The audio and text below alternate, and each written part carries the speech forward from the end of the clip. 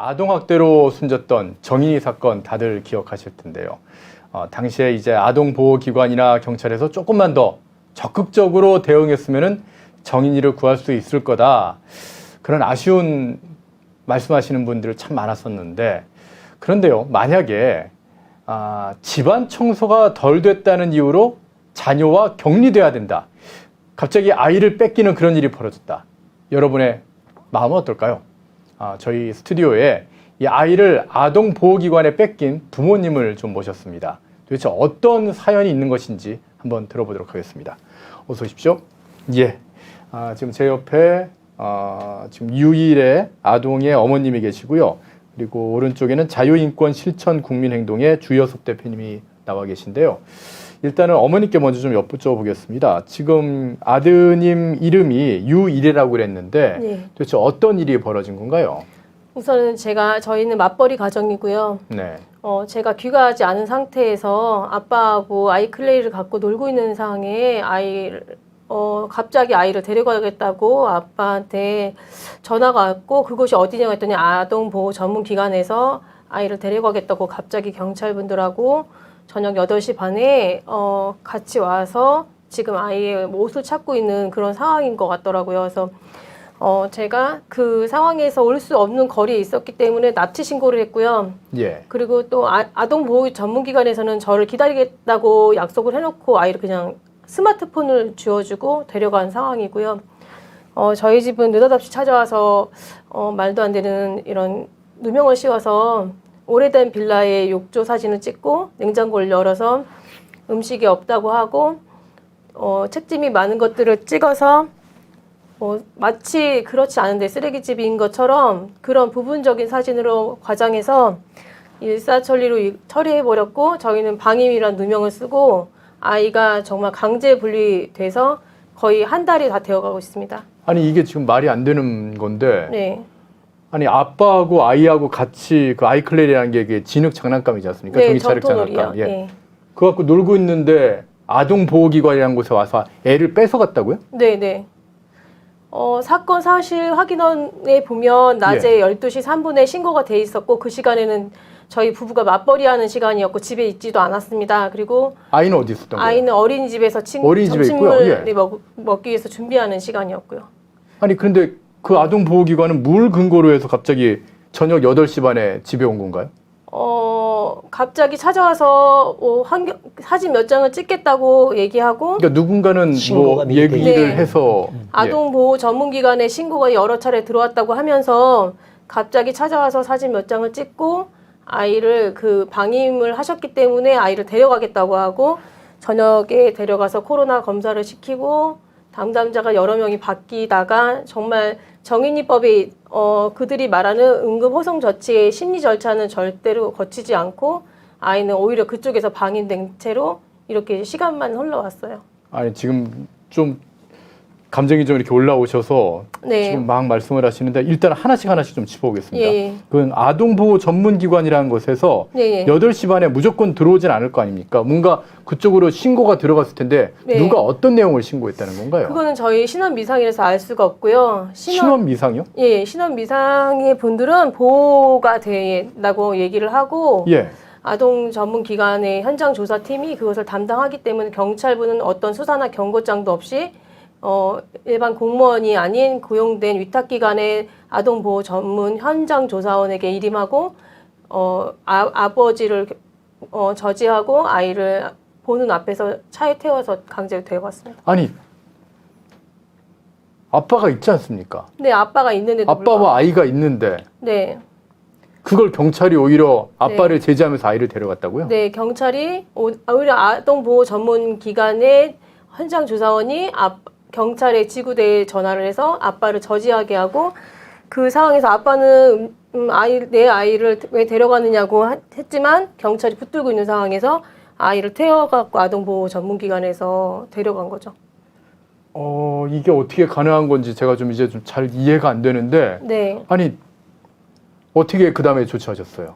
그래서 저는 올 수 없는 거리라서 전화를 112에 신고해서 납치 신고를 했고요. 예. 관 내 지구대 경찰분들끼리 얘기를 해서 현장 조사원에게 넘기고 그냥 가버린 거죠. 그 아동 보호 네. 그 기관에서 예, 나온 위탁 사람한테 기관에 고용된 애를 그냥 줘버리고 예. 경찰들은 철수하고. 네, 그러니까 아동 보호 전문 기관이 마치 뭐 갑이 된 것처럼 그렇게 행동하는 처사였던 것 같아요. 아니 하루 아침에 그런 갑자기 아동을 학대하는 그런 부모가 됐는데 네, 이건 신뢰되는 그런 질문이지만은 네, 제가 좀 드리겠습니다. 네, 정인이 같은 경우에는 네. 양녀였거든요. 네. 양녀나 그런 건 아니시죠? 입양은 전혀 아니신 네, 거죠? 저희는 첫 아이를 유산하고 예, 예. 저희 아이는 늦게 또 결혼해서 어렵게 어렵게 얻은 아이였기 때문에 제가 모유 수유를 또 아이 건강이나 내착 관계를 형성하는 단계에서 26개월까지 늦게까지 모유 수유를 완전 모유 수유를 했고요. 또 제왕절개로 낳았고 또 정말 바닥에 내려놓지 않을 정도로 이제 업고 다니고 그렇게 귀하게 키웠던 아이였습니다. 아니 그러면은 그런 상황을 다 얘기를 하셨을 거 아니에요. 야, 이 아이는 저희가 학대하지 않았고 네. 정말 잘 키우고 있었습니다. 이제 네. 아이를 돌려주세요. 네. 그렇게 얘기를 했을 텐데. 그날 당시에 예. 어린이집에서 아이가 넘어져서 이가 피가 나는 상황이 있었고 네네. 그리고 나서 어린이집은 오히려 어린이집이 신고당한 줄 알고 확인차 전화가 와서 아이 몸 수색을 하고 신체 검사를 하고 경찰들이 왔다가 갔다고 얘기를 들었고요. 예, 예. 그리고 사건 사실 확인원에 저희가 내용을 봐서는 학대 정황이 전혀 기록되어 있지 않고요. 네네. 그리고 그날 당시 현장 조사원이 찍었던 사진에 누명만 기록이 되어 있습니다. 아니, 야, 아이를 뺏긴 날짜가 네. 아이를 언제라고 뺏긴 날짜가 1월 29일 금요일 밤 8시 30분이었고요. 1월 29일이면은 벌써 네. 지금 20일이 지금 네. 다 돼가고 있는데, 네, 네. 20일 동안 그럼 아이를 못 만나신 건가요? 네, 못 만났고요. 간신히 이제 저희가 이렇게 기사를 올라가고 또 이렇게 또 외부에 알려지다 보니까 그쪽에서도 조금 전화를 이제 한번 하게 됐는데 아이가 그쪽에서 힘들고 집에 오고 싶다고 예, 예. 그리고 제가 물어봤을 때 유치원 선생님이 와서 아동보호기관에서 아이 공부를 시켜주고 있는 시간이랑 지나고 점심 먹여서 1시에 통화를 해주겠다 했는데 아이한테 물어보니까 그런 사실이 없다고 했습니다. 아니, 유치원이면 네. 아이가 지금 어느 정도 좀 자기 의사를 얘기를 할 텐데, 네. 원래 밝고 쾌활한 성격이었는데 예. 이상하게 그 기관에 가서 네라고만 대답하고 있고 선생님분들 목소리가 통화에 옆에 들리는데 선생님이 안 계시다고 얘기를 하고 있는 걸 보면 그쪽에서 뭐라고 아이한테 교육을 혹시 시키신 게 아닌가 걱정도 되더라고요. 저는 지금 이런 경험은 지금 처음이라 저희도 네. 이제 제가 이제 막둥이가 좀 어려서 지금 유치원을 다니고 있는데 네. 정말 진짜 당황스러운 그런 일인데 뭐 어떻게 좀 사방팔방으로 아이를 네. 되찾기 위해서 노력을 하셨을 것 같은데요. 네, 우선은 예. 경찰이 우선은 정인이법을 너무 과장해서 정황을 정말 이렇게 누명을 씌워서 저희가 이렇게 피해를 입게 된 거니까 네네. 저희는 할 수 있는 방법을 다 동원하고 있고요. 피해자 모임 카페에도 같이 의견 나누고 있고요. 또 이렇게 신문 기사에도 또 많이 실려 있고 유튜브 방송도 하고 있고 또 같이 또 경찰청 앞에서 시위도 하고 여러 가지 방법을 동원하고 있습니다. 아니 그럴 때마다 그러면 그런 얘기를 아니 멀쩡한 부모지 않습니까? 네. 자기 아이를 갖다가 정말 진짜 네. 제왕절개로 낳긴 했지만 그래도 계속 모유 수유도 하고 어렵게 얻은 자식이라서 정말 네. 금지옥엽했을 텐데 네. 아니 그거를 아이를 돌려주지 않으려면 그쪽도 논리가 있을 거 아니에요. 그 기관이 다 이렇게 경찰과 아동보호 전문기관과 그리고 일시보호 시설의 내용이 다 일치하지가 않았습니다. 아니 그 대표님께 좀 여쭤보겠습니다. 이게 도대체 네. 무슨 일인 건지. 네, 예, 일반 예. 시청자분들께서는 참 이런 얘기 들으면 대한민국에서 어떻게 이런 일이 있을 수 있나 이렇게 예, 예. 하는데요. 정인이 사건 이전부터 사실은 피해자들이 많이 발생했다고 저희들한테 신고가 들어오고 있고 예, 예. 피해자 모임 카페가 있거든요. 예. 이 일의 어머니 같은 경우는 아동복지법 17조 6항을 적용했다고 합니다. 그 내용이 뭐냐면 아이들에게 그 환경적으로 좀 안 좋다. 그것이 방임에 대한 거다. 뭐 학대가 되고 방임이 되고 방치가 되면 문제가 되지만 예, 예. 이 가정은 청소만 안 된 상태만 나와요. 아니 사실 아빠하고 확인. 같이 있었다면서요? 아빠랑도 아이가. 같이 있고 다만 청소가 안 된 지저분한 상태라는데 그게 뭐 쓰레기장인 것처럼 오해하고 있는데 그게 아니고 책까지 이런 것이 이제 어질러펴져 있고 잠잘 때는 깨끗이 치우고 잠을 사는 상태거든요. 예, 예. 맞벌이 하다 보니까 어렵게 늦게 들어와서 청소를 밤늦게 하다 보니까 또 하루 종일 아이가 어린이집에 가 있고 네네. 돌봄 교사 쪽에 있다가 7시 반 10시까지 있다가 집에 들어와요. 그래서 밥도 다 먹고 들어오는 상황이니까 어머니 입장에서는 그 가까운 데에 통일로 마트라고 24시간 상설 마트가 있어서 음식도 항상 부부만 해 먹으면 되니까 즉석 음식을 많이 해 먹으셨고, 다만 욕조 사진이 이제 나왔다는데 그 욕조는 37년 된 그 낡은 집이라 집 자체가 좀 낡은 예, 낡아서 주인한테 바꿔달라 그래도 안 바꿔줬는데 그 더러운 욕조에서 씻겼다고 막 그렇게 모함을 씌우고 없는 이야기를 자꾸 과장을 시킨 거죠. 그래서 저희한테 지금 피해자 접수가 많이 되고 있습니다. 그러니까 지금 이래의 집처럼 이런 경우가 지금 많다는 말씀이세요? 이거보다도 더 황당한 일도 있고요. 뭐 상당히 억울하게 그냥 신고만 들어가면 가난한 집안, 또 편모 가정, 편부 가정, 또 다자녀 가정 이런 경우에 신고를 아버존이라고 하는데요. 아동보호 전문기관 이런 쪽으로 연결만 되면 112로 신고가 경찰로 들어가는데 갑자기 그쪽이 연결이 되면 경찰은 현장에 출동해서 여기 가정처럼 아빠 말을 듣지 않고 부모 마음을 안 듣습니다. 아동 학대 신고가 들어가면 무조건 배제시킵니다. 부모는 학대 부모라고 해서. 아니 아이한테 몸에 뭔가 학대 흔적이 있는 것도 아닌데. 그거와 상관없이 아동보호 전문기관 아버존의 이야기만 들어요. 이게 지금까지 문제입니다. 그래서 현장 출동한 경찰도 그냥 의례적으로 업무를 수행하고 아버존이라고 하는 아동보호 전문기관의 입장만을 대변해서 그들의 평가에 의해서 전혀 이 가정을 상황을 종합적으로 고려하지도 않고 아이한테 신고만 들어왔다는 사실에만 근거해서 환경이 안 좋으니까 나쁜 쪽에 사진 몇 장 찍어가서 그대로 아이를 강제로 데려갈 수 있는, 특히 이래 같은 경우 어떻게 데려갔냐면 엄마랑 통화가 돼서 10시까지 귀가하면 만나자고 해놨어요. 그러는데 엄마랑 통화가 끊자마자 바로 아이를 옷도 안 입히고 강제로 들고 신발도 안 신기고 납치해 가버렸어요. 아니 도대체 왜 그러는 겁니까? 그 아동보호기관이라는 게 여기가 그래도 전문기관 아닐 거예요. 그게 정부기관으로 지금 잘못 알고 있어요. 국민들이. 정부기관이 아닙니다. 아니에요? 민간 사설기관이에요. 저희들은 그들이 돈벌이를 이용해서 아이들을 데려가고 아동 일시보호소에서도 장기 억류할수록 정부 지원금이 나오는 걸 알고 있어요. 상당한 액수가 지원이 되는 걸 알고 있습니다. 그러다 보니까 아이들을 데려가면 그 아버존이나 아동보호 일시보호소에서 금전적인 혜택을 정부로부터 받으니까 이 아이를 어떻게 보면 아이들을 강제 납치해서 돈벌이에 이용하는 것이 아닌가 저희들은 굉장히 의심하고 있고 그런 사례들이 너무나 많이 발견되고 있습니다. 아니 그런 사설 아동보호기관에 의해서 그러면은 지금 부모가 자기 친자식을 뺏겨야 되는 그런 일들이 많다는 말씀이세요? 그런데 지금 안타까운 건 뭐냐면 정인이법 때문에 정인이 사건이 터지면서 정인이를 오히려 방치했잖아요. 때렸죠. 때리고 방치했죠. 그리고 아동보호 전문기관이 개입을 안 했습니다. 아동보호 전문기관이 개입을 안 하면 경찰도 개입을 안 합니다. 책임 안 지려고. 왜냐하면 그 집안은 괜찮은 집안이니까. 좀 살만한 집안이니까 손을 안 대고 좀 약점이 잡힌 집안, 맞벌이 가정, 어려운 가정, 가난한 가정은 그냥 바로 개입해갖고 아동보호 전문기관에 신고만 2번 이상만 들어가면 무조건 개입할 수 있는 게. 근데 지금은 더 강화가 돼버렸어요. 아니 신고를 하는 사람도 신원미상이라서 신원미상이어도 상관이 없어요. 누구든지. 그러니까 모함으로 어떤 사람을 표적으로 삼아서 모함으로 신고가 들어가서 강제로 빼앗기는 경우도 많고요. 어떤 경우는 이사하는 경우는 집이 어지럽혀지지 않습니까? 그것도 아동 방임 학대라고 그래서 뺏어가는 경우.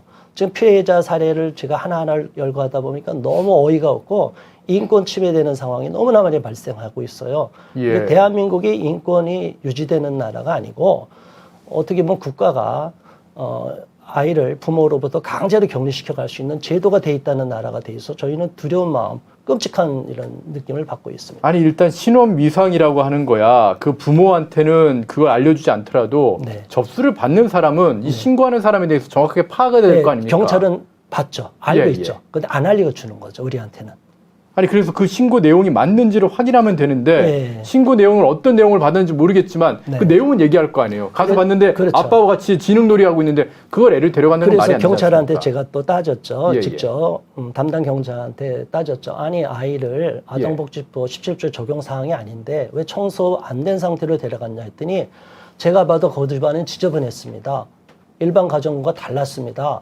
이런 식으로 아동보호 전문기관, 아버존이라는 곳의 말만 100% 믿고 경찰이 그쪽 입장만 들은 거예요. 부모의 말은 100% 배제를 시켜버립니다. 아동 학대 신고가 들어가면 사실 확인을 아동보호 전문기관에서만 할 수 있지 부모의 항변권, 방어권이 다 없어져 버리는 상황이에요. 야, 이게 정인이법 갑자기 그 민식이법 때문에 부작용이 굉장히 많이 네. 나왔는데 물론 뭐 정인이 사태 네. 굉장히 안타까운 일이기도 하고 민식이도 안타까운 일이긴 하지만은 네. 야, 이게 부작용이 이렇게 되면 안 되는데요. 지금 심각합니다. 이게 어느 가정이든지 이런 피해자가 될 수 있다는 거예요. 국가가 마음대로 개입해서. 그리고 표적으로 삼은 아동보호 전문기관에서 표적으로 삼은 집은 무조건 이유를 붙여갖고 경찰을 동원해서 가져가면 A를 데려가면 그거는 국가가 오히려 그런 전문기관을 방조하는 역할, 조력하는 역할을 한다는 거죠. 예, 그래서 저희는 알겠습니다. 직권남용죄로 다 고소를 한 상황입니다. 예. 지금 어머니께서 지금 아이를 지금 못 본 지가 20일이 넘었다고 하니까 이게 진짜 걱정되는데 지금 뭐 몇 년째 못 예. 빼나온 가정도 많습니다. 그 저희가 여기 저 2번이라고 써 있는 카메라 있지 않습니까? 네. 저 카메라를 좀 보시고서 네. 좀 말씀을 좀 해주시면 좋을 것 같습니다. 정부에 네. 또 이 전문 집단에 좀 어떻게 좀 조치를 하시면 좋을지 그런 말씀을 좀 부탁을 좀 드리겠습니다. 우선은 수사는 공정해야 한다고 생각합니다. 네, 민중의 지팡이가 되어야 될 경찰분들이 신원 미상자가 어떤 미상자인지 전혀 확인하지 않는다는 것 자체가 수사를 하지 않는다는 자체가 이해가 안 가고요. 이런 부분들에 있어서 또 인권에 대한 부분이 아동이나 부모에 대한 인권이 전혀 고려되지 않았고 수사가 공정하게 이루어지지 않았다는 거에 대해서 저희는 억울함을 호소할 수밖에 없는 입장이고 국가의 기관조차도 한편이 돼서 그거를 아이를 돌려주지 않는다는 이 처사에 이해가 되지 않고요. 정말 아이는 금방 환경 정리만 되면 오는 게 아니냐 하는 분들이 많으신데 아직도 아이가 오지 않았느냐, 왜 그러냐 하고 물어보는 의견이 많거든요. 근데 저희도 납득이 가지 않고 그런 처사에 저희는 변호사를 선임한 상황이고 또 시위를 통해서 또 SNS를 통해서 이렇게 알릴 수밖에 없는 안타까운 실정입니다. 예. 모쪼록 정부에서도 이래를 누구보다도 지금 보고 싶어하고 기다리게 하는 게 결국에는 어머니와 아버지 아니겠습니까? 예. 좀 제대로 조사하셔가지고 빨리 이래를 두 분께 좀 돌려줬으면 하는 그런 바람 가져보겠습니다. 오늘 두 분 어려운 나와주셔서 감사드리겠습니다. 네, 예, 감사합니다. 예, 힘내십시오. 펜앤드마이크가 동성애 21세기 문화 충돌을 소개합니다. 이 책에는 정부가 차별금지법에 넣어 통과시키려는 동성애에 대해 신학적, 사회과학적, 생리학적, 현상학적 등 9가지 분야, 전문가 35명의 이야기로 꾸며졌습니다. 저자들은 동성애가 결혼관과 가정관을 무너뜨리는 것뿐만 아니라 청소년의 올바른 성 정체성을 파괴하는 21세기 문화적 질병이라고 강조했습니다. 펜앤드마이크가 추천하는 동성애 21세기 문화충돌, 동성애에 대한 바른 이해를 추구하는 사람들에게 올바른 통찰과 지식을 일깨울 수 있는 책, 부모와 자녀 모두가 읽어야 하는 필독서입니다.